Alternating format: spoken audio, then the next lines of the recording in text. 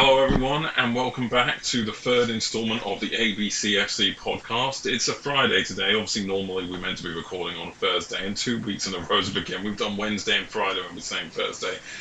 Ben is a complete fault for that. Had to get sick, and therefore we weren't able to record yesterday. How dare you, Ben?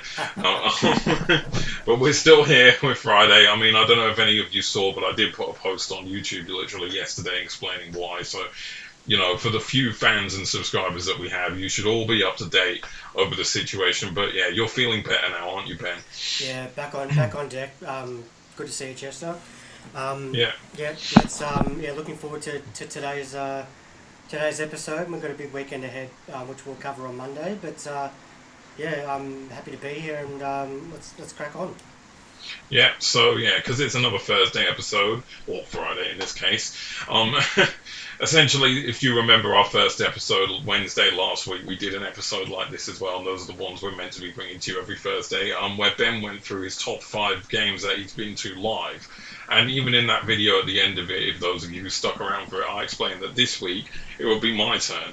Now, on the caveat of the exception of live, because I've been to so few games live, the list would essentially pick itself, and at that point, where's the fun in that? Because there's just no competition apart from an internal list. Whereas, even though it's a little more boring because it's just games I've seen on TV, at least I have a way to kind of categorically list these properly, rather than saying there's 10 here and these are the 10 that are there. Just what order they go in, is what matters, and so to speak, like that. So yeah, I did say 10. Initially, Ben was meant to do 10. He only narrowed it down to 5. I think any more so than that anyway, because the way you can properly explain an experience when you've been to things live compared to an experience when you're watching things on the TV, a bit different, obviously. So because of that, I'm able to squeeze out 10, and quite frankly, I probably couldn't narrow it down to 5 anyway. So yeah, first few I'll probably whiz through a little more, and it's going to be harder to explain the experience because, again, sitting in a room watching it on TV is a lot different of an experience than going to a game and being physically at the ground and watching it live, obviously. Unless we're counting the COVID years, because then no one was at the ground watching them live, or at least in England and Australia and other countries. But anyway, I'm rambling. So yeah, I've managed to squeeze out 10. Now, when I say games, are the games of all the teams I support: United, Sydney, Bayern. England's cricket team as well pop up in there, as you can probably imagine they would, Ben. Definitely. So yeah, without further ado, let's just take it away and begin right at the bottom of that list. And these are my top 10s. Doesn't mean the worst game I've ever watched, obviously. There's definitely another video coming for both of us for those. But yeah, to begin the list with 10, I was saying to you pre-recording, Ben, that you would absolutely love, with a sarcasm on that word love, the game that I've picked here, because it's a certain match between Sydney FC and Melbourne City in 2020. Okay. Could you care to guess what game I'm talking about? It'd be a cup final, I think. Not cup final, an A-League Grand Final, but close enough. Yeah, or A-League Grand Final. That was my second guess. Wow, that's obviously that's the year after, obviously the year after you beat us 3-1. So obviously I've gone for the one before. Mm-hmm. Out of all the grand finals I've seen us win, this was probably the one. I mean, the other thing I will say, I'm not putting games in here which I have been to live. If I'm choosing, the best grand final I've watched was when we beat Victory in 2017, but I was at that game, so I'm not going to count that because I was actually at the ground. So in terms of ones I've seen on TV, the second best is this one for me. Mainly because of the level of competition in out of all the grand finals. I felt, even though we were we did the double that season, we won the league, I always felt that this was the season when you guys really started to click into a consistent sort of rhythm as a team. And it felt like anyone could have won that grand final. Obviously, you remember the scoreline, goalless after normal time, and we won it 1-0 in extra time. Good old Ryan Grant, the kid from Canawindra, or whatever the commentary line was. That goal I can replay in my head all the time. Bratton just outside the box pings that diagonal back post. Ryan Grant just takes it on the chest/shoulder, just nudges it in on the angle. Stadium goes wild. Sydney fans rejoice. what a win that was in one of our most dominant periods in the history of the competition as well, probably. And obviously, as you as a City fan will recall, that contentious offside goal Harrison Delbridge scored way back at the beginning of the first half. Um, of course, in that game, which obviously was disallowed, and then we went on to win it in extra time. I mean, yeah, it was. I felt it was such a good grand final because of how closely competitive both sides were, especially that entire season, and the fact that we managed to just edge you guys out enough just to get the win. The last time we won a grand final to date, of course, and that win obviously took us clear and made us the most successful team in terms of finals and Premier's Place won in the A League. So, and we're still there because Melbourne Victory haven't managed to catch us yet, and hopefully they won't, because they haven't won a grand final since 2018, obviously, and hopefully that continues on. Oh wait, no, sorry, one bad. Sorry, Victory fans, you beat Mariners a couple of seasons ago. Completely forgot about that. But yeah, whatever. You still haven't caught us. That's my I point. was just going to say that's even something even I can get behind as a Melbourne City fan. So absolutely on board with that. So yeah, that's what I picked at 10, just because Sydney FC edging out a very strong or a Melbourne City side that looked like they were beginning their dominance, and they beat us 3-1 with one of the best grand final performances I think I've ever seen. I'm sorry, Melbourne Victory fans, come at us in the comments because I'm not calling your 6-0 against Adelaide the best performance. Yeah, I have to say City's performance against us the following year was probably one of the best, but we're not talking about that. There was another 6 goals in the final as well, Ben, but maybe that will go on the list of worst games you've seen. I would probably say it's up there. It's up there somewhere when we Yeah. when we do get around to that. Yes. Well, but you weren't at the game though, were you? No, I mean, that's the only difference. thankfully not. But just having a look at I just brought up the Wikipedia details for that game. Yeah. And only 7,000 there, and I think Wikipedia needs a bit of an update because it's saying that Like 7,000 were at Allianz for that game. went to 2020 A League Grand Final. So we were saying that was The hell? at Bankwest Stadium, unless that's I mean Was it Wikipedia. Bankwest? Oh, wasn't it Yeah. Bankwest? I can't remember wherever it was. There was only Yeah. 7,000 people at that game. What the hell? But the thing is, I think the Wikipedia page needs an update because it's saying that you guys had won before that 5 titles, and we won none. So I think What? and we Wait, won none. So hold I on. think it needs a 5 bit in of a row? refresh. No, so 06. 5 in a row? No, 06, 10, 15, 17, 19. That's correct. That's finals appearances, not finals wins. Yeah. Oh, final. Yeah, we won the inaugural one. Yeah, so we won the inaugural yeah, one, and we won again in 10, 17, and 10, 19. Yeah. So 15 was an appearance, and it's saying that we have 0. So whoever's running this particular page, Well, prior to that, you did have 0 because your first one came the season after when you beat us. That's what I'm saying. It's 2025. We've just started the new season. I think we need a bit of a refresh. So, Yeah.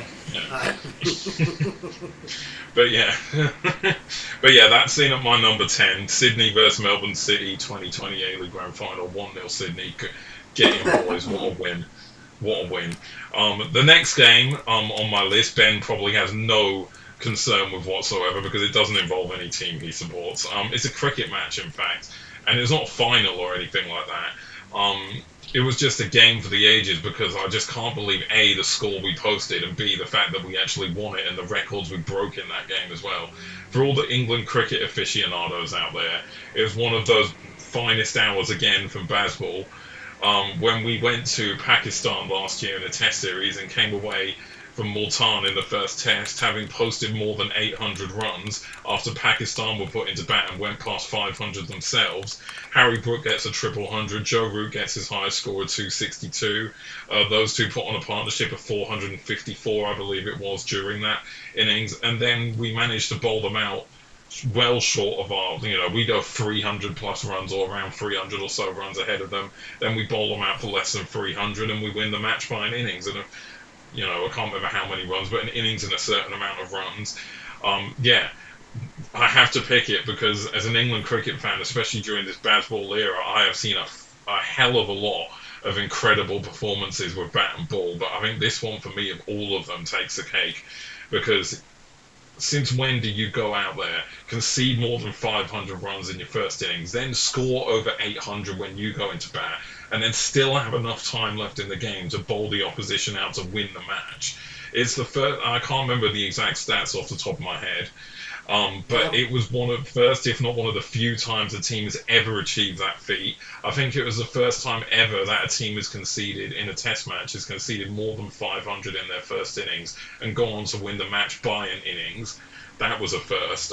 Yeah, the records that would. It was one of those games where yet more records tumbled in what basically is becoming a stereotype of this England setup these days. I was just going to Break say. records. I was just going to say, Yeah, Chester, I'm glad you asked about stats. I've actually got a few here. So an innings and 47 runs was the margin. So that was it. Yeah. yeah, so look amazing. And I remember, I think I was watching bits of this match with you at the time on KO, and like a remarkable match. I mean, Pakistan being bowled out for 556, as you mentioned, and England putting on 823 for 7 or 7 for 823, depending on which Yeah.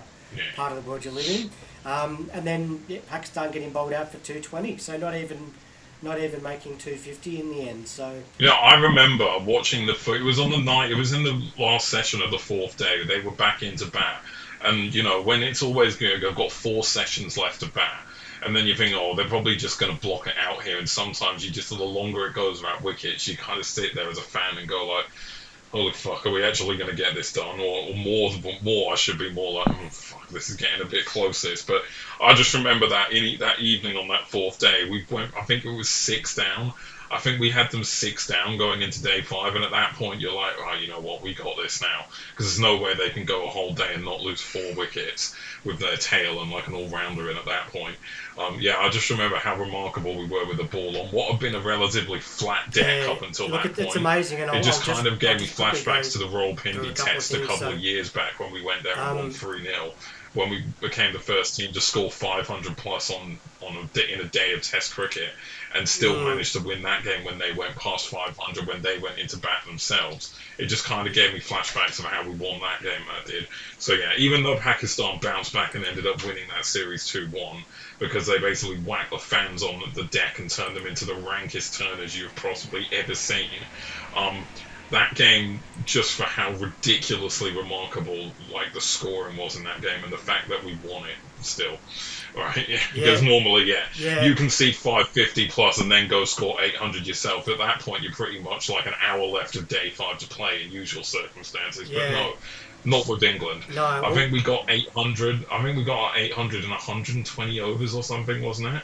something like that. I mean, Something yeah, long. yeah. Well, I mean, Yeah, the thing that probably one of the things that caught my eye was actually from the and you probably won't be too fond of this, Chester, but the fall of wickets in the first innings. I mean, you guys struck early. It was 1 for 8. The following wicket after that was after a 250 run yeah. Ben partner. Duckett got out super early. Ben Duffy got out super early, and at that point, you're like, "What's going on here?"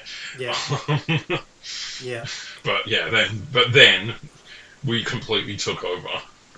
yeah. So yeah, certainly. I mean, it probably proves that it was a good batting wicket, obviously given the scores. But I mean, I still remember it was a terrific Test match, and Harry Brook was man of the match, I believe. Obviously, triple hundred.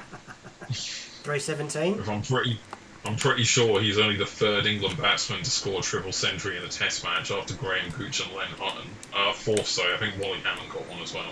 But yeah, yeah, like ridiculous, right? Third or fourth. Yeah, I know Gooch obviously has the 3-3 against India, and then it's either Len Hutton or Wally Hammond. Or I mean, I know Len Hutton does. I'm not sure about the Wally Hammond one. I think he does as well. But yeah, Harry Brook joined that exclusive list in that game. But yeah, so just one for the Statos and the England fans who are just witnessing another remarkable passball performance, of which seems to happen relatively frequently these days. I didn't put the 300 against South Africa in the T20 on there, but maybe it'll get a mention under my honourable mentions, even though I'm mentioning it now.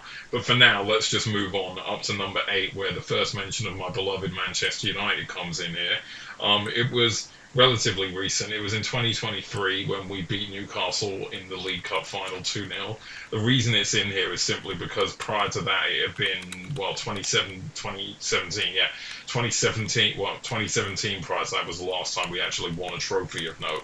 So at that point, it kind, we've been through the Ole era, kind of nearly, but not quite there enough. And then that slipped back when that season, the season prior to that when he got sacked after a poor start, and then Rangnick came in, and that all went to shit. And then we brought Ten Hag in, and we had that little recovery, and that was the same season we obviously won that trophy.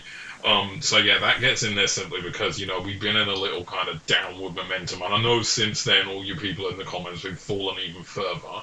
Um, but at the time it felt like we were in a downward spiral. So kind of getting there, getting that win, that League Cup final win, and great to see Newcastle did it at Liverpool's expense themselves last season, I have to say.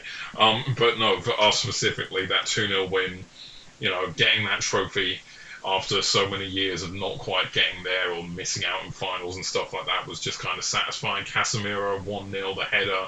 Rashford got that shot on the tight angle past Karius for 2-0, and that was basically enough to get the job done then and there. Yeah, just sneaks in there at 8 just because it is my beloved Manchester United, and it was them winning a trophy. Even though it wasn't overall the most special one I've seen us win, I have to put it in there because it ended a miniature trophy drought for us, which was, I mean, yeah, self-explanatory. Funnily enough, I've also snuck in another one here at 8, actually, because I couldn't really differentiate between these two. And that's another England game against Pakistan in cricket, but it wasn't a test match this time. It was a T20 World Cup final. So there's two reasons that make this special for me. Um, One, because at the time when we won that, because there have been two T20 World Cups before there was another one-day World Cup. So we took the title back off Australia with the T20 World Cup when they won it a year or two before. But not only that, that meant at the time we were actually holding the World Cup, the ODI World Cup, and the T20 World Cup simultaneously because of that. It was another Stokes performance to drag us out of, like, not a hole, but to drag us out and win a final for us. And the best thing as well that made it satisfying as an England cricket fan is we won it in Australia. That was probably the best thing to win a cricket World Cup, like a T20 World Cup, on Australian soil. Just makes it that much sweeter, and take it from them, who were the holders obviously before that tournament. So yeah, nothing much to write about the game. I think it was a 135 or something, I believe we were chasing. But we were kind of wobbling. It was one of those like games where it was just a real tense final, much like our other final, which will, of course, you imagine is going to get a mention at some point later in this video. But yeah, real tight game. I remember we looked like at a point in our chase we weren't going to make it. Stokes was kind of going really steady at the crease, but wickets were starting to fall around him. But then I just remember that turning point. I think it was around the 16th or 15th over. Shaheen got injured, and Pakistan had to bring him off midway through an over. He wasn't able to finish his spell of bowling, and he'd been bowling well for them as he usually does. And I think that, and it kind of felt like at that point, because we were still quite short and we needed to, of the runs, we needed to pick up the pace of it. When they had to make that bowling change and with Shaheen out of the attack for the rest of the innings, because he had at least one more over left in him, I believe, at the time, it felt like the batsman Stokes, and I can't remember who it was who was at the crease room at the time, but specifically Stokes, kind of had this thing switch in his head to go, you know what, this is now ours to lose. And he just, like, I just remember, finished off that over much more aggressively, and then basically one more over later, it was basically game over. Or one or two overs later, it was practically game over, and we ended up winning that relatively comfortably. So yeah, I've got both of those in at my 8. Any thoughts on both of those as a non-United fan and a non-England cricket fan, Ben? Oh well. I mean, firstly with the League Cup final, I mean, I still hold it in high regard as a cup competition. You know, as you know, I follow the fortunes of other teams that aren't in the Premiership, and I'm a West Brom fan, so naturally I've got an interest in Championship sides and League One, League Two sides even. So there's been some great stories in that competition, and look, I think it was a great result. At the hallowed turf of Wembley as well. I mean, such a great ground. So many great moments over the years, but certainly that T20 final. Just was having a look at some information as you were dissecting it there. Sam Curran, man of the match, Oh, he had an three for incredible 12 tournament. He and won player of the tournament, I think. 13. Yeah, player of the tournament with 13 wickets, and that can't be Yeah. underestimated. So, um, and I Ben think, Stokes' 50 in mm, that final was what got us over the line. yeah, I think there was actually from memory because I do remember that tournament quite well.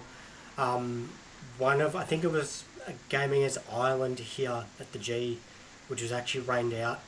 Um, Yeah, but I'm not going to so put a loss to. I'm not going to put a defeat to Ireland in my top 10 games of all Oh, time. that was a fair. I thought it was a no result, but No, they won. They won. there you go. Well, I was going to say that just proves that you They guys won had on the. DLS. Yeah. Oh, right. Well, there you go. To all the DLS fans that are watching, welcome and g'day. Um, but it just proves that you guys had the intestinal fortitude and the guts to push through a result like that with the fickle Melbourne weather at times and come home and win the trophy. But looking as you said about Stokes, fantastic effort. 52 or 49. Brooke made 20, Yeah. Butler made 26. But but Curran with the ball, can't be understated as well. And it's performances like that win finals. Whether it's with bat or ball, you Exactly. need someone to really just rip the game apart for your team, and both of those guys were able to do that. Yeah, exactly. So that's 10, 9, and 8 taken care of. Yeah. Moving on to number 7. We're back in the A League for this one. For Sydney game against Melbourne Victory. It's not a grand final, this one. It's a weird one to place this in my list, but I have my reasons for doing it. So cast your mind back, Sydney fans watching, to the glorious 16-17 season where we lost just once all season, conceded 12 goals as well, just as we dominated the league and won the double comfortably that season. Um, under under the legend that is Arnie. Pre-Corica days, and he was dominant himself. But anyway, Big Blues obviously have their tradition, and usually we have an Australia Day Big Blue to go with that as well. This particular season was no different. In 2017, we rocked up to, I think it was even Marvel that game, if I'm correct. Yeah, one of those rare games, right, when Victory actually play at their intended home ground. Fancy that, right, Ben? So yeah, I'm pretty sure it was there. So yeah, we rock up there. Now the reason I've chosen this is because of what this meant for our season. Because we started really well. It was round 19 when we went and lost the derby 1-0 to Wanderers. It was the first time we suffered and only time we obviously suffered defeat that season. Um, and if I'm correct, I think this was just a couple of weeks before it, or it might have been after. But the point of this is essentially was because we'd started so well. There's always a point in a season when you're supporting a team who's pushing for like the top of the league and stuff like that, where there'll be a game that you win, and that's the game which makes you go, yeah, I think we're odds on we're not going to fail now. Essentially, like the way, whether it be the way the team perform or the team they beat or how the importance of it, all of that's why I've chosen this game. So for me, as a Sydney fan, this game in that particular season was when that kind of moment clicked in my head where we were going to do it, because obviously let's keep in mind prior to that we'd had a decent season when like a few seasons back under Arnie when we had like Mark Yanko where we finished second in the league and then made it all the way to the grand final and lost in the grand final heavily to Victory 3-0. But it had been but other than that, it had been a lot of seasons of just kind of a bit of mediocrity from Sydney. So this was the first season, well, this is the beginning of our dominance, even you could say. So this was kind of that moment. We'd started really well, even though we were kind of clear at the top of the league. There was all that bit going, in your head as a fan going, well, but what if we slip up here now? And what if the teams behind us start to push up closer? Maybe it could get quite close, quite nervy. This was the match for me that told me, as a fan of Sydney, yeah, I think we're going to win this now comfortably. That early in the season, Australia Day as well, which was mental. But yeah, so yeah, we go there, and it's a great game of football as well. I'm not sure how much you remember about this game as a neutral, Ben, but essentially, Not much. we go there. We go there. They take the lead. They take the lead early on in that game. I think it was Rojas who scored, or Berisha. It's one of the two of them. I can't remember exactly because Rojas has had about 50 separate stints at Melbourne Victory. So yeah, but it was one of the two of them who opened the scoring early in the first half on the breakaway, and I just remember at that point, like, come on. But then I just remember that fight back. I just replay it, as the game goes on, later in the first half, we get a cross clipped into the box. I'm about to say Klamala. Philip Holosko, the cult hero that is of Sydney football, of Sydney FC, rises, flicks the header over the keeper just flicks the header past the keeper into the top corner of the net. 1-1. All right, we're going, but we're going to push for that winner, and we push for that winner. And then in the second half, Bernie Abini gets past it, gets the ball 1-on-1, muscles his man down. I can't remember who the defender was, but he muscles him down, pushes past him, gets to the box, 1-on-1 with the keeper, side foot, just finishes it so powerfully and strongly past the keeper, back of the net, 2-1, and we win the game from there, 2-1. And that was the moment as a Sydney fan that season where, like, you know what, we're fucking doing it this season. We're winning the league this season, no doubt. Like, that was the moment that told me that performance in that big game and how well we played to come back from 1-0 down, that resilience, that was when I was like, yeah, you know what, from here on out, we're going to be fine because we are winning the league. The gap's too big. I don't think we're going to slip up much. This is that. That's why this is in at 7, basically, because this is a game earlier in the season where it's kind of, and it was away, of course. It's always good to win a big blue, let alone away. Yeah, it was just, big game, big blue, and a massive result, which told me as a fan, and probably other fans out there, Sydney fans, yeah, this is the moment. This is the moment where we don't look back, and this is the moment when we win it this season. As a Melbourne City fan, you probably have many experiences similar to that, but specifically on that game, do you remember much about it, Ben? Not a lot. I've had to sort of jog my memory as to what actually happened. There's been quite a number of seasons at the A League now, and my memory of games going back to 2017 is probably not as good as yours. But I mean, looking at the game, I do remember some really good games at Docklands. Where we played victory in derbies, but I saw James Troisi actually scored the first goal for victory, and it made me laugh because I saw the same guy miss literally an open goal from halfway in a derby where we beat them, and for all the games I don't remember that particular memory, I can still remember that clear as day. That might have even been that 7-0 game I covered a week or so ago in my top 5. But look, I mean, I do remember some of those big blues, and it's been a fantastic rivalry for those two teams. Aside from. I mean, more specifically, you remember how good we were that season. Oh, absolutely, yeah.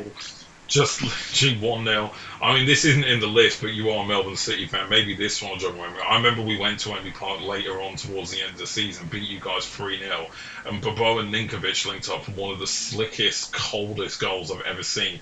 Ninkovic had the ball on the edge of the box. I'm not sure if you remember this.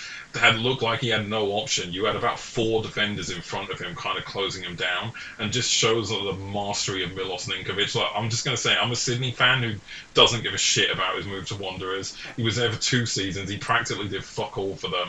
It was at the end of his career. Sydney fucked up in not keeping him, so it's not his fault, in my opinion. He just wanted to play football.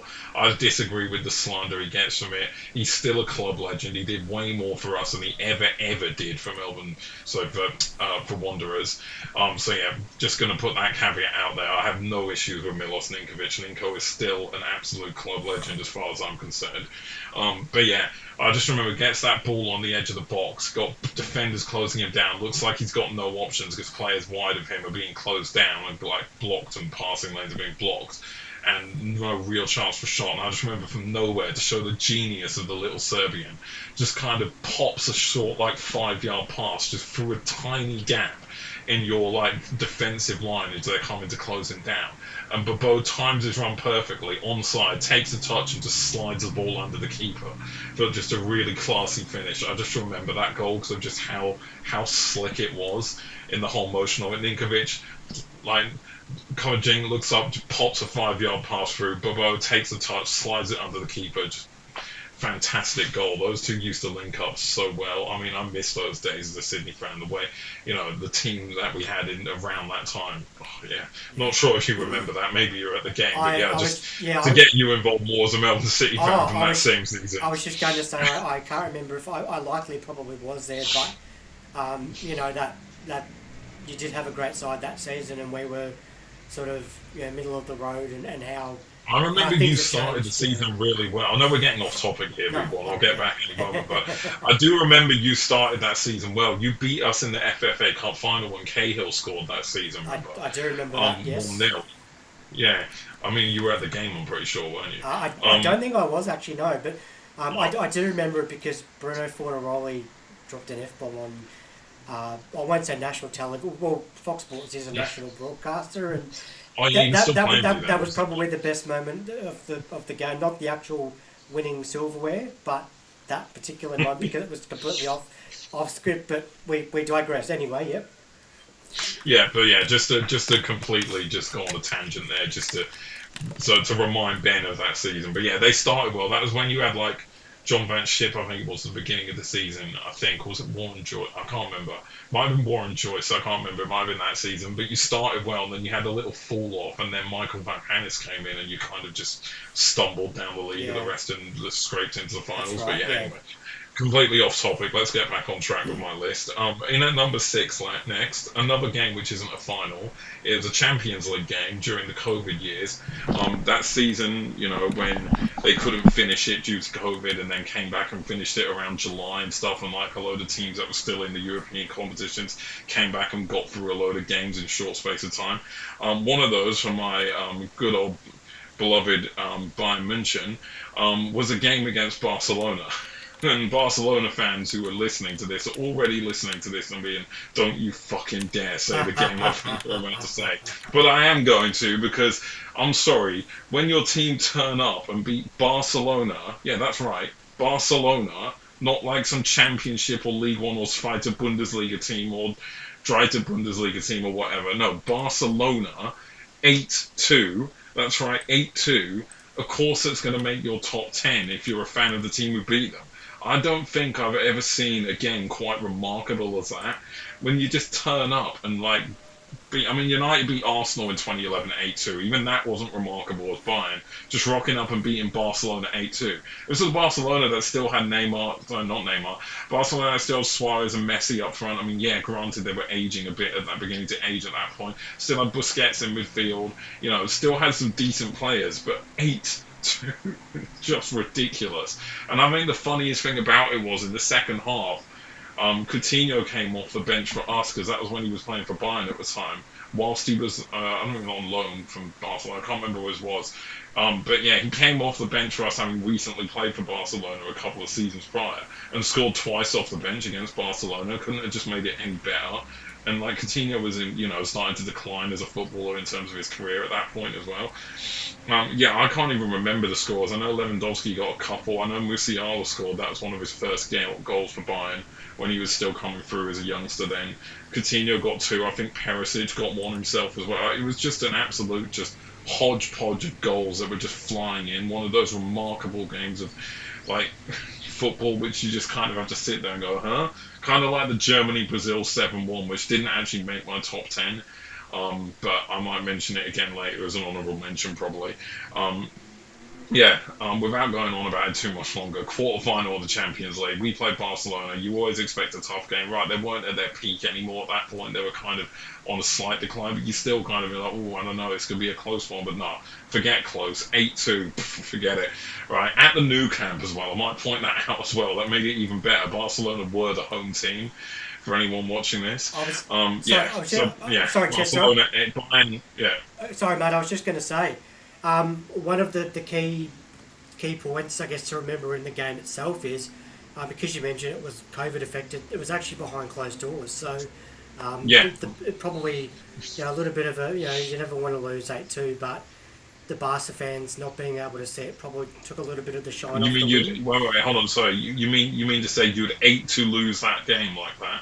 Well. I guess yeah. That's I just got that. Just Thank you. Yeah, realised what I was yeah. saying. It's a Friday afternoon. Got there eventually, but yeah. I mean, obviously, I guess for Bayern fans, it would have been even nicer for the Barca fans to be in the stadium to see it live. And I mean, albeit it was a fantastic game though, and certainly one of the best Champions League games that's been Yeah. played in recent years. I'm no stranger to seeing Bayern score goals. We score goals for plenty most seasons. It's just when you do it in that manner, and it just, again, as I said, the best way I can describe it is Germany 7, Brazil 1, similar to that.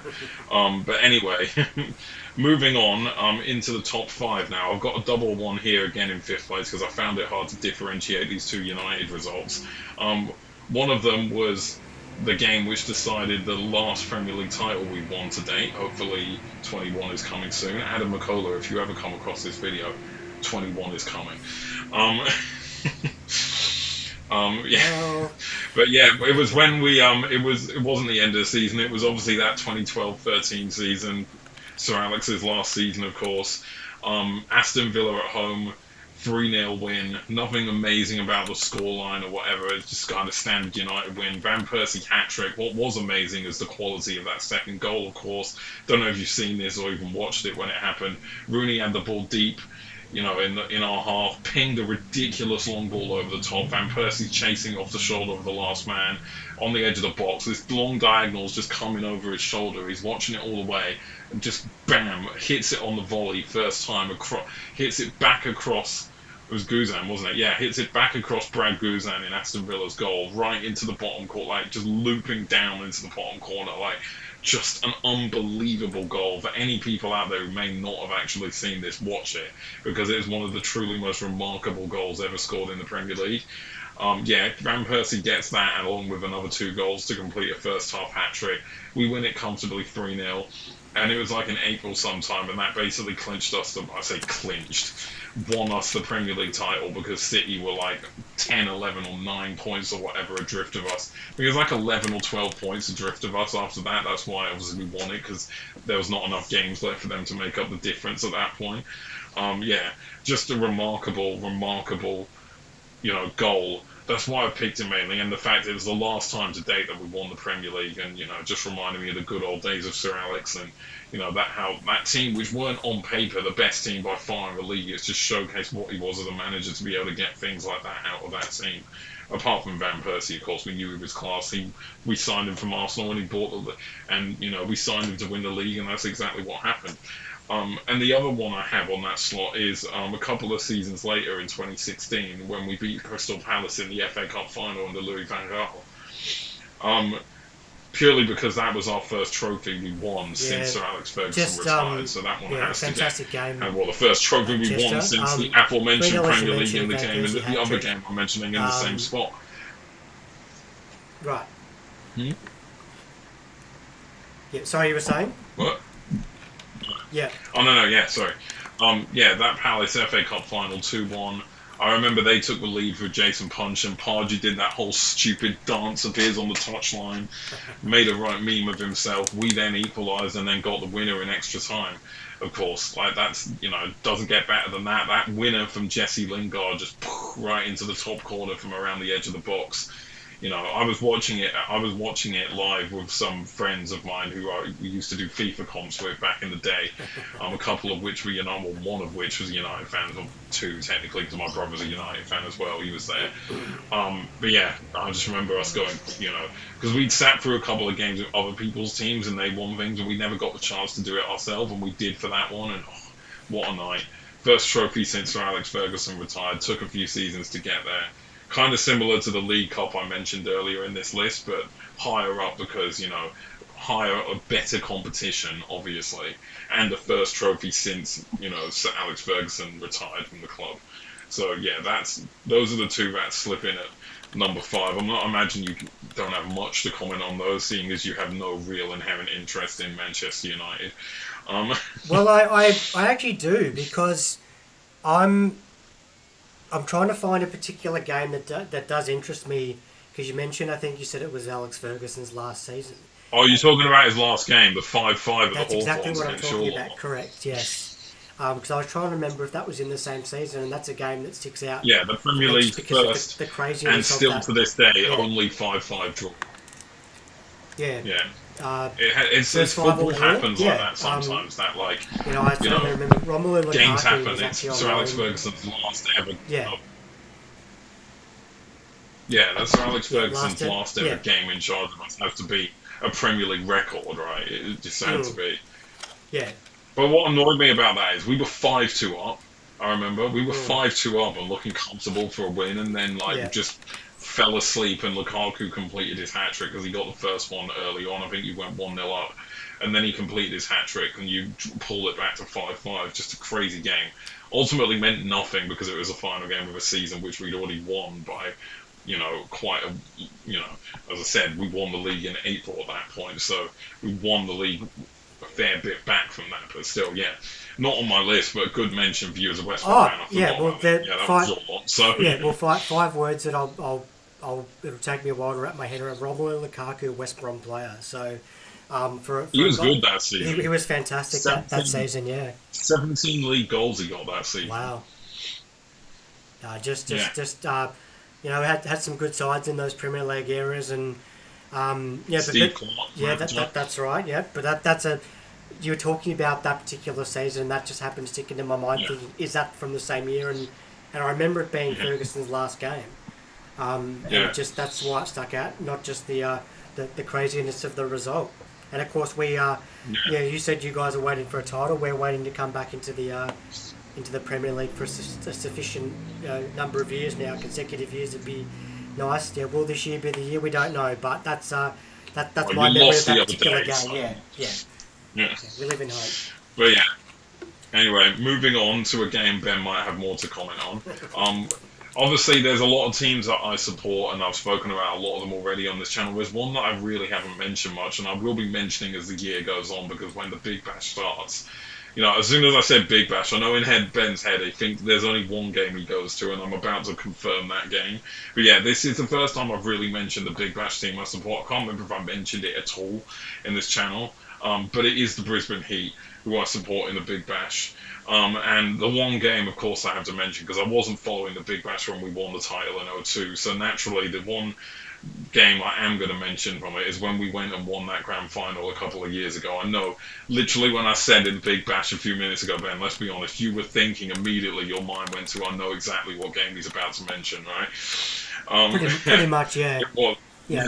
Because there's not much to celebrate as a Brisbane Heat fan. My brother, who's a Perth Scorchers fan, finds it a lot easier to have things to celebrate about. Hence to the fact that even last season we were shocking again. But yeah, this particular game, yeah, the grand final in 2024, Heat vs Sixers, Big Bash grand final, won it at a canter in the end after a season we completely dominated. Finished first in the league, went on and won the grand final as well. Not many slip ups. There was a wobble in the final series, but we still got there and got over the line. Yeah, this game and that whole campaign was built off an incredible bowling attack. We went that entire campaign without conceding anything higher than I think 164 runs Wow. was the most we ever conceded in a game, and that was the only time we conceded more than 160 runs as well. Or no, second because Adelaide scored 160 in the eliminator final. But yeah, it was your lot actually. Renegades just scored 164, I think it was against us during the regular season. But that was the highest amount of runs we conceded across any game that entire season, which I just find truly remarkable to go an entire season of T20 cricket and not once concede 170 or more runs ever That's in any fantastic. game. That's Um, terrific. we had like I think we had like our entire main bowling attack all got 10 or more wickets each individually. Like I think that season, Bartlett, Kuhneman, Swepson, um, Spencer Johnson, Michael Nisa, that five tet or that pentet or whatever you call them of bowlers, that was our main bowling lineup that season. All five of them were in the double wicket. So can't talk. All five of them were in the double figures for wickets that season, and the final stands out the most because obviously, as a Brisbane Heat fan, as any other Brisbane Heat fans watching this will know, most seasons we are completely average, shite, and useless. Right? Often we miss out on finals, and if we do make finals, we don't usually go far in them. But this season was something special. It came off the back of that heartbreaking defeat to Scorchers in the final the previous season after we'd had a good run at the back end of that season to get there in the first place, and we just carried that momentum over to the following season, and we were just remarkable that season. We were so difficult to beat. We blowing teams out of the water, especially with that bowling attack of ours that season, and it culminated in that final win. And There's not many rivalries, so to speak, in the Big Bash outside of Melbourne, obviously. But there's a team we can all, there's a team we can all agree and hate on, and that's Sixers. Most other fans of the teams in the league usually tend to hate the Sixers. Not 100% why. I mean, maybe a bit snobbish, I don't know. Sixers fans don't get too mad. It's just a matter of opinion. You've won your fair share of things, so you can't get too mad at that sort of Yeah, stuff. But yeah, we beat them in the final comfortably. I think we got 160 something when we went out to bat first. It was looking a little nervous. I remember I was watching it at the time, and I was talking on the phone with my brother, the Scorchers fan, Max, if you're watching, give you a shout out. Um, and he kept saying, as you do when you support a team that's not involved in the game and you're watching as a neutral, he kept showing me, oh, don't worry, you guys are going to get this. But as a Brisbane Heat fan, everyone who in the comments or watching this who is a Brisbane Heat fan will know it's never over till it's over. And it took me a long time as they were beginning to chase, even when they were sewing up to think, oh, they could just suddenly explode like Cooper Connolly and Nick Hobson did against us in the final the previous year. But no, it never happened. We saw it out. I think it was 112. I think we bowled them out for in the end, so we won by like. that's right. Yeah. Yeah, Um, yeah. So it was quite a margin of victory in the end for that yeah. final. Spencer Johnson took a fourther. That was his first big season where he came through. He came through the back end of the previous season, but he really came into life. Xavier Butler obviously was the golden arm that season. I think it was 22 wickets. I think he picked up in the end across the season with a couple in the final. But yeah, what a game that was! Brisbane Heat winning something.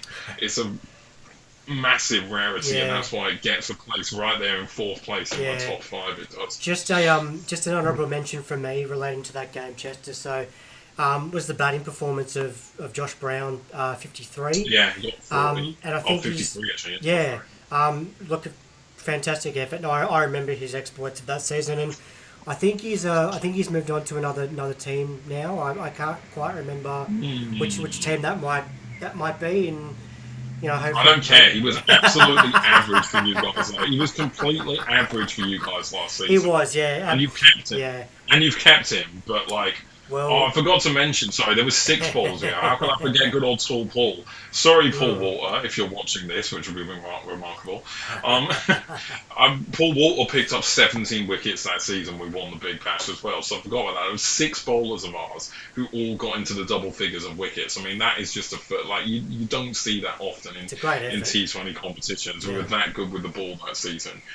But anyway, moving on, because I don't want to ramble on about things always. The third place is a Champions League final, and not only did my team win this Champions League final, this Der Klassiker Champions League final, to give Ben an idea of what I'm about to talk about. A lot of football fans widely regard this as one of the best Champions League finals in recent times. Like, in terms of recent times, I mean, the last 15, 20 years or whatever.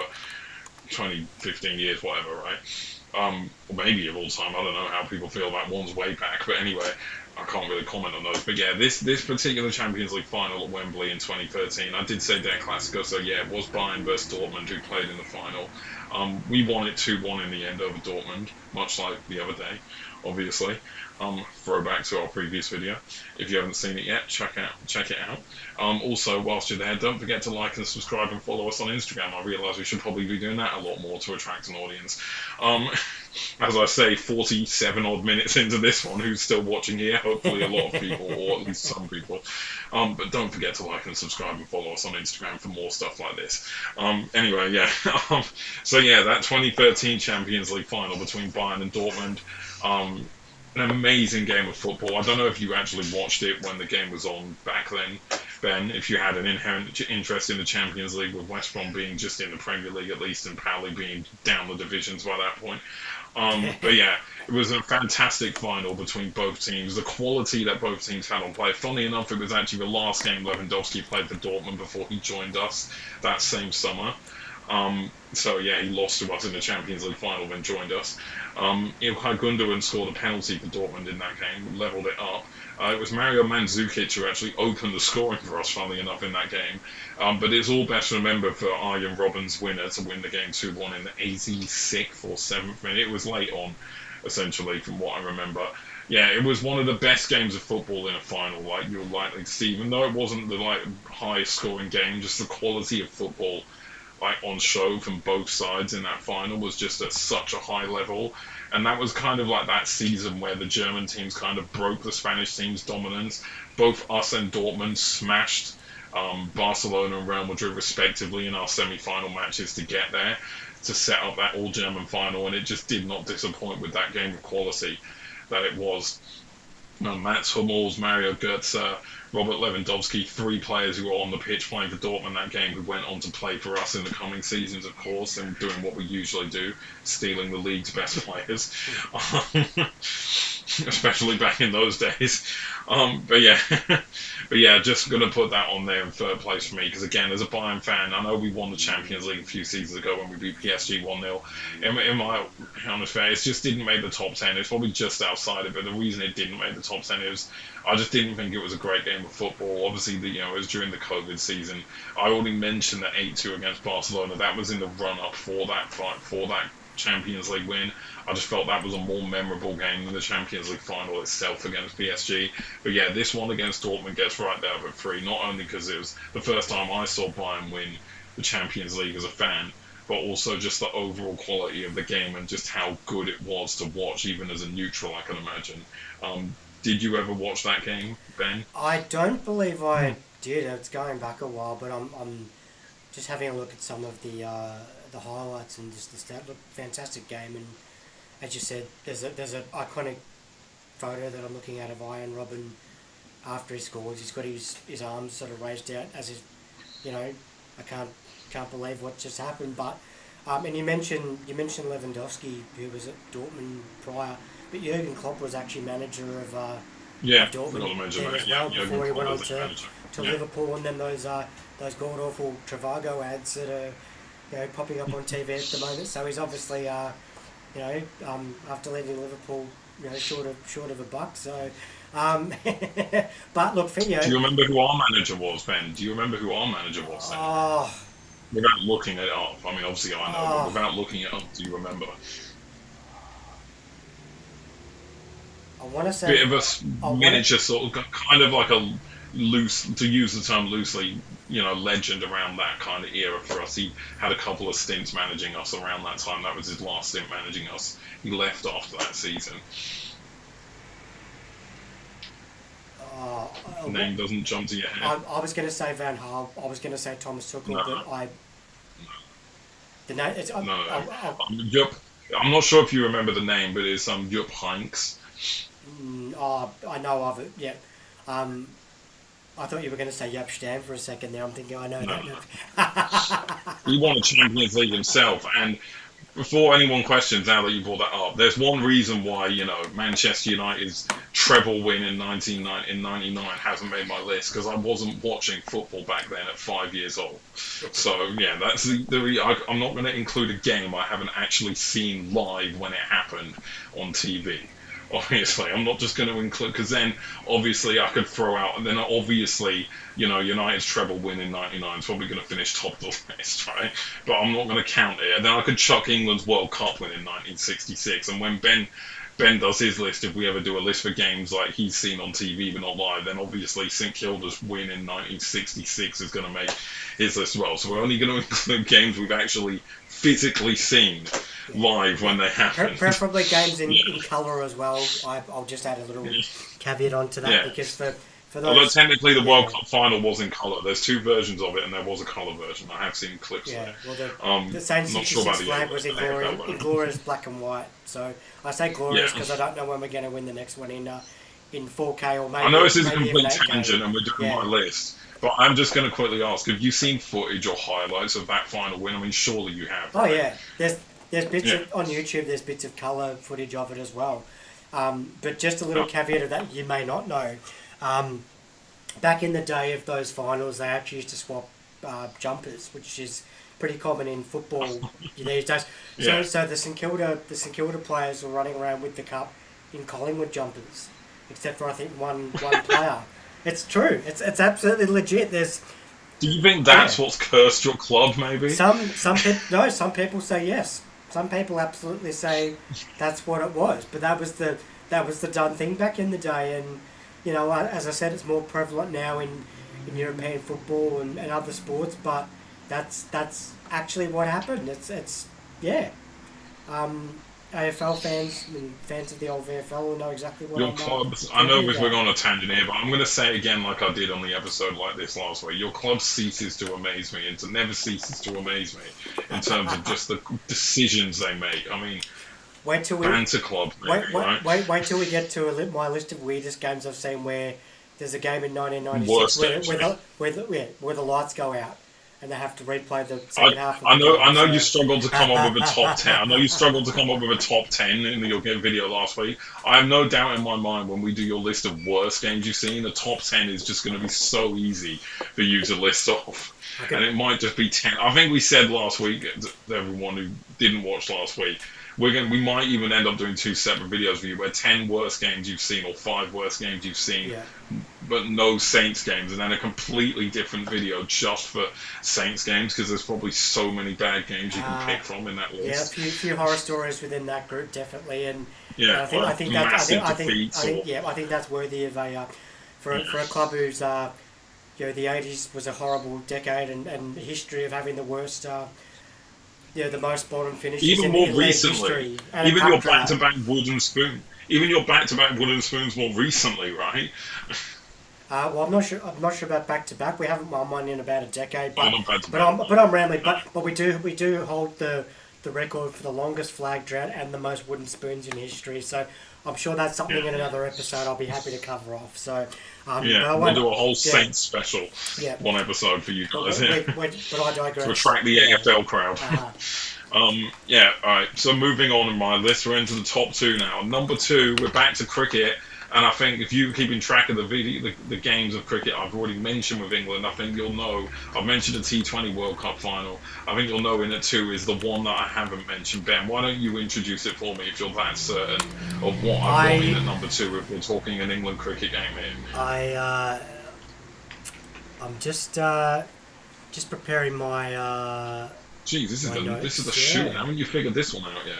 I it's what I thought it might be, but I don't want to steal your thunder, Chester, and I'm happy to sort of add in some Oh, color commentary as we go okay, along. that basically means he doesn't have a clue, people. I'll help him out. And that's the Um, wait, it should be right. You said before we jumped on, you won't know what they are. One of them you might, and yeah, I know, but I gave you what enough yeah. hints. I Is gave you enough hints. is it the final at Lords in 2019? The World Correctamundo, Cup final? Ben. Beautiful, good. Yeah. I had a feeling it might Yes, be. of I started, course. In at yeah. number two. In at number two, as an England cricket fan, people, it's obvious I'm going to pick when we won the Cricket World Cup in 2019. And I don't want New Zealand fans getting in all hot and bothered. I mean, come in the comments if you want, but I'm getting all hot and bothered saying, oh, you didn't deserve to win that. Oh, sorry, I'm going to do your accent here. It's not insensitive because I can do it all right.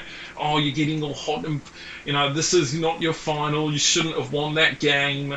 You know, the Not bad. rules have changed Not since bad. then, and it's not fair, and we outplayed you on the day, and we should have won, and the Black Caps should have won, and England shouldn't have won, and you cheated to win that game, and all of that combined. I mean, it's despicable how you can put that at number two in your list and still think that we'd be perfectly okay with it. Yeah, sorry for doing your accent. I just like doing the accent. It's a good accent. I've got nothing against you as a country, New Zealand, and you're one of my second. Outside of England, you're one of the other teams I like, and especially around just caveat to get you on my side. That 2015 World Cup when we were atrocious and you guys got to the final, in my opinion, should have won. You know, I love your team. Brendan McCullum is one of my favourite ever players, and I like the fact that he coaches the England team now is just even better. So don't get too mad and hot and bothered. Of course, I'm going to mention it when my team wins a World Cup, like I did with the T20 World Cup. This one was better at home at Lords. ODI World Cup, we had a really good feeling going into that whole tournament as well that we were going to do something special, possibly win it. Coming off of the horror show that our ODI team had been on a few years prior when we completely bombed out that 2015 World Cup over in Australia. Yeah, just a remarkable tournament, and the final itself just kind of speaks for itself, even for the neutrals. An incredibly close game. Goes down to a super over. In our chase, Ben Stokes, just like he did just like he did a couple of years later in the T20 World Cup final, gets us over the line like he's done on so many occasions, the clutch master himself. Um, just, I don't know, there isn't enough to say about this final. For those of you who haven't watched it, if you're cricket fans, firstly, how come you haven't watched it? Secondly, I mean, go and watch it. I mean, it's one of those games where it's just, we all remember the throw in from the deep when we were chasing and it was getting to that really kind of period in the game where it was getting really close between us getting that target or not. And the ball gets thrown in, Stokes is diving back for the second, ball comes off the bat, runs away to the boundary. Rarely, if ever, happened in international cricket or cricket in general before umpires kind of have a meeting for like a good 5 minutes or so and what on earth to do. Give us 5 runs in the end for that, which basically swings it back in our favour. We get level, and then obviously, that super over. We all us England fans remember that iconic moment. Goptil running back, trying to make the second, make his ground for the second. Butler gets the ball after the throw from the deep, whips the bails off. We all remember that good old Ian Smith commentary line, the Kiwi Ian Smith, when that happens. Butler and England have won the World Cup.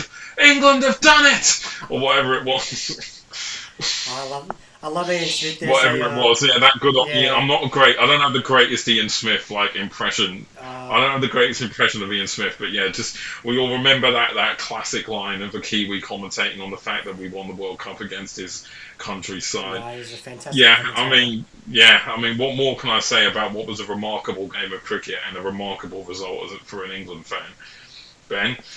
Well, I do sort of. I had a feeling it might be that particular game, and for me, it's pretty pointed. It was actually on my birthday, so that has no reference to the game whatsoever. But I do remember it was a fast finish and one on boundary count, which I don't know if it's happened before. I don't know when the last time that would have happened, but to win it in those sort of circumstances. We didn't win on.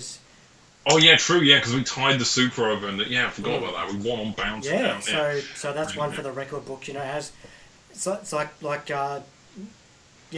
different sort of moments in sport and like countbacks and so forth. That's certainly one of them. Was it the first time? Was it the first time in quite a long time? That's one for you guys in the comments to maybe let us know. But I do remember that game, and I guess the thing that stands out for me is you look at Cricket World Cups and you look at the squads that take part that year, and this was probably one of the stronger lineups in terms of countries. Afghanistan was really the only sort of associate nation in that tournament. So as you know, Chester, I do enjoy seeing the associate nations thrive in those sort of tournaments, and it was a pretty strong lineup overall, and for England to win it in those circumstances against an equally strong New Zealand side was a great moment, and on home soil as well. I'm not going to do the New Zealand accent, but there is a great Ian Smith joke, a dad joke that I've seen previously. That's absolutely hilarious relating to a photo of a zebra. So if you guys jump on YouTube, you'll no doubt be able to see it. In Chester, I've probably showed you it before, but it's absolutely hilarious, and because of how bad it is. But this game wasn't bad. It was one for the ages. Absolutely, I love my Cricket World Cups, my T20 World Cups. We've got one coming up next year. So, can England take that one home? That's the question. Can we get it back? Yeah.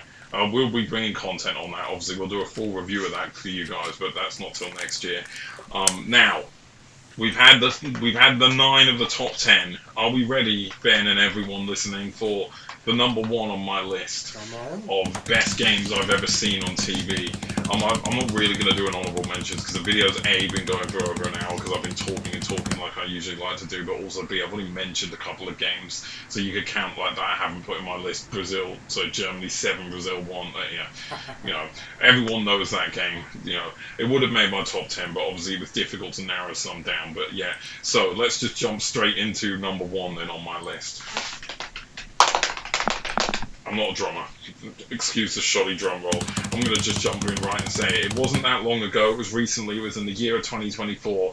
And number 1 game I've ever seen on TV on my list, for multiple reasons I'm about to reveal, is the FA Cup final in 2024. Manchester United 2, Manchester City 1.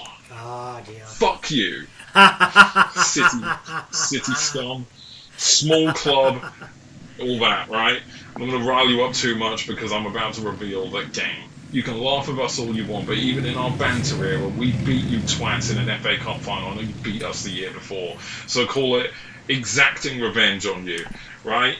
What a game! City fans, Just jump. what Feel a free to game! jump into the comments and let us know your thoughts. Yeah. So, um, What a game! My beloved Manchester United, the only thing better than witnessing my country win a World Cup in their sport, because England's football team haven't done it, although we've had a couple of close cracks with the Euros recently. Was witnessing United beat City in an FA Cup final, and I think that's what's made it number one on my list. Of the fact that a year before they beat us in the FA Cup final, to then a year later have the rematch against them and actually do them in the FA Cup final that time during our banter era, as well as some people like to say, which probably makes it even sweeter. Um, yeah, I just seem to remember that, the comicalness of the first goal, Gvardiol heading it back over, Gvardiol kind of coming together and not really knowing what to do with it and pushing it past Edison. Garnacho, I mean, fuck Garnacho, I'm just going to say that right now, little twat that he is. But, he still scored that goal in the FA Cup final, open goal, because he probably would have missed it had it been any other chance. That to show my feelings on Garnacho now, obviously. But then my feelings on a much more respected player for me and United fans, Kobbie Mainoo getting that second. I know City and Doku pulled one back in the second half, but let's face it, we were the only team who were going to win that game that day, weren't we? Yeah, it has to be number one on my list. It's an FA Cup final. I was watching it live on stream with my brother and dad on team, or Skype, I think it would have been back then. People back in the days of Skype, remember that? Yeah, watching it with my dad and my brother, who are both massive United fans as well. You know, getting to like that experience. I mean, it would have been better if we were at the game, but again, we don't live in England. My dad does, but he didn't go to the game. Yeah, just beating City in an FA Cup final. I mean, I'm one of those people, as are so many other fans. The FA Cup is really, it's pretty much roughly the pinnacle of the English football, no matter what team you are. Historically, it has been through and through and through, and it still is to this day, as far as I'm aware. So it's always special when you win the FA Cup. It was special when we beat Crystal Palace in the FA Cup in 2016. It was even more special when we beat City in 2024 to win it. Even though it didn't really go too well there after that for Ten Hag, we can't forget the fact that he won 2 trophies in 2 seasons with us.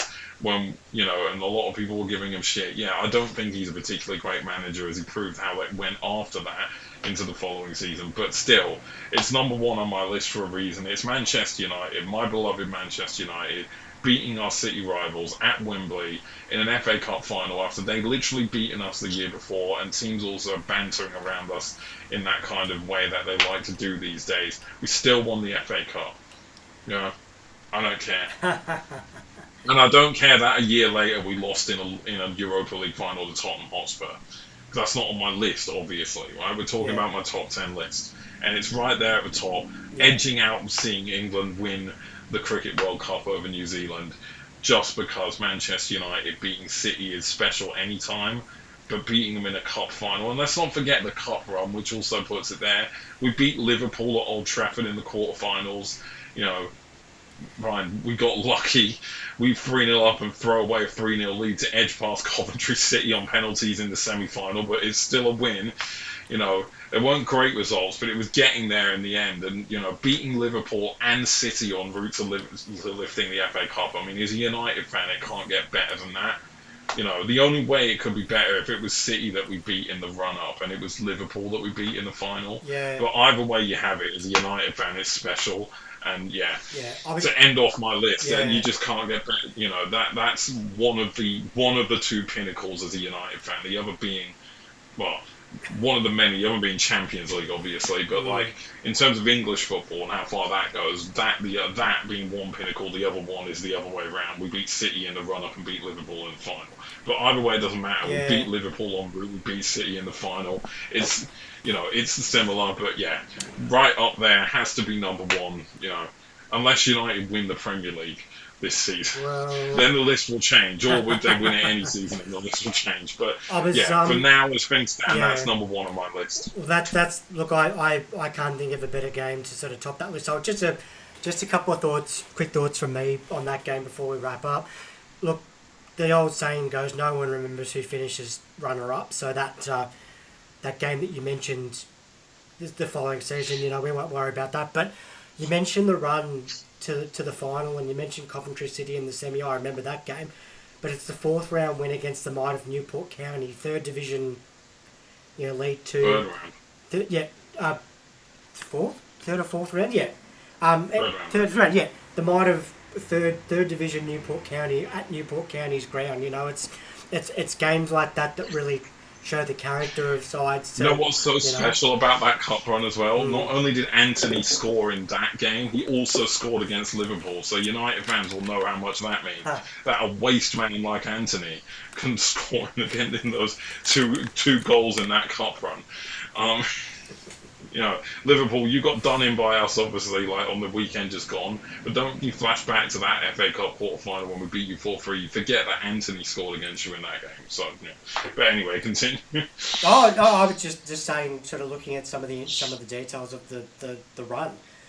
It's as you know, the magic of the cup and those sides, getting quite a lot of games on home soil, and the pitches aren't always the best quality, and it's a great exercise for those clubs because they make a lot of money out of the Premier League clubs, travelling to their ground, and those are the sort of banana skin sort of games that you've got to navigate to win cup finals, yes. right? Yeah. Grimsby Town for anyone, perhaps. Mm-hmm. Yeah.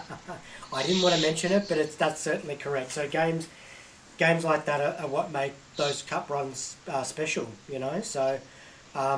It's certainly something that when I look at, FA Cup runs like that I look at, who did they beat to actually get to the semi, and even that Coventry semi-final, Coventry are vying for possible promotion this year, and they were unlucky to get it last year. So, looking back at that run, when they're also betting City in that final is, can't ask for more, really, can you?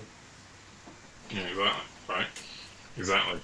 So yeah, that's my top 10 list for those of you who've made it this far through the list. We've gone over an hour, as I expected we would when it's me doing the explaining. But yeah, good list overall, in my opinion, obviously, because I made it. Don't know why I'm commenting on my own list. Give myself a rating out of 10 for my list. I don't know, 10? Who'd have seen that coming? Hope you enjoyed this one. Again, another chill one. We've got to really think of a good name for these so we can make it more, BAM! Oh, shit. That probably made a loud noise. Apologies those home who were listening quite loudly. We'll think of a name as time goes on for this. As per usual, we'll be back on Monday. We've got more Bundesliga and more A-League action on the weekend, obviously. Saying that's like a surprising thing. On a caveat of that, we will have one less A-League game to talk about this week because there is in fact a game on Monday night for next week, so we won't be able to do a review of that, having considered the fact that it wouldn't have happened at the time of us doing the recording. Maybe we'll do a preview for it. Who knows? Maybe not. We might just leave it at the one short for this time. Yeah. We've still got the full roster of Bundesliga matches. My team Bayern are taking on an absolute difficult task of beating bottom of the table Borussia Mönchengladbach this week. Pauli are playing Frankfurt away, I believe, aren't you, Ben? I believe so, yes. Yeah, who've been on a poor run of form recently, so as of St. Pauli, so they need to try and, both of those teams will be looking to try and get a good result out of that game. Possibly a win. I think both teams should be aiming for a win. Obviously, it's a little easier for Frankfurt than it is Pauli, but still.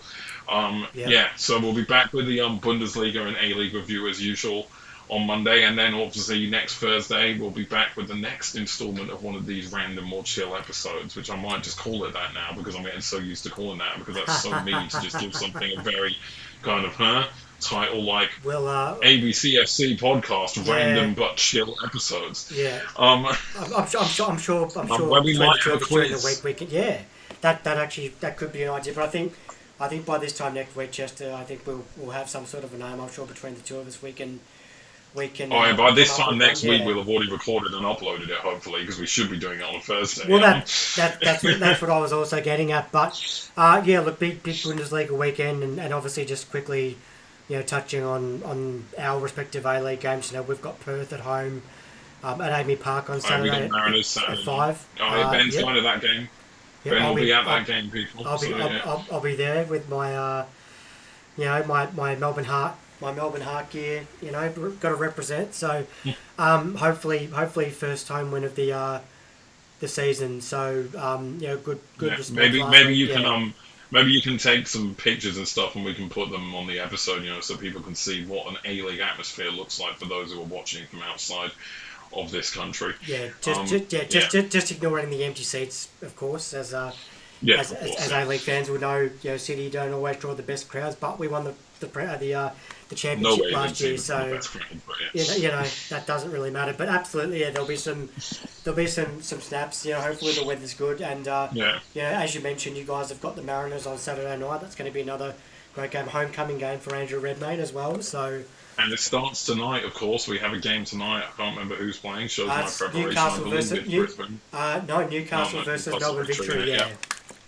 Yeah, it shows my preparation for this. He's at a top level right now. I believe, Ben, you're catching that game tonight, aren't you? So I'll be checking that out. Yeah. Preparation. Yeah, our planning and preparation begins tomorrow for me, and tonight for Ben for your episode we're bringing to you on Monday. But yeah, without rambling on too much anymore, guys. Hope you enjoyed this episode today. Another random but chill episode. I really think we should call it that. The more I say it, the more I convince myself. But yeah, I hope you guys have enjoyed the episode today. We'll be back after yet another week of Bundesliga and A-League action with another review for you next Monday. So yeah, any more words, Ben?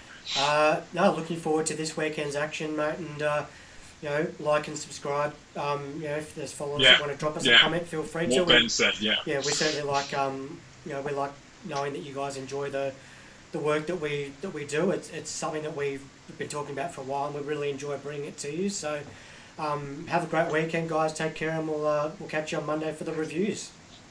Yeah, as Ben just said, guys, take care, and we'll see you on Monday. Peace out.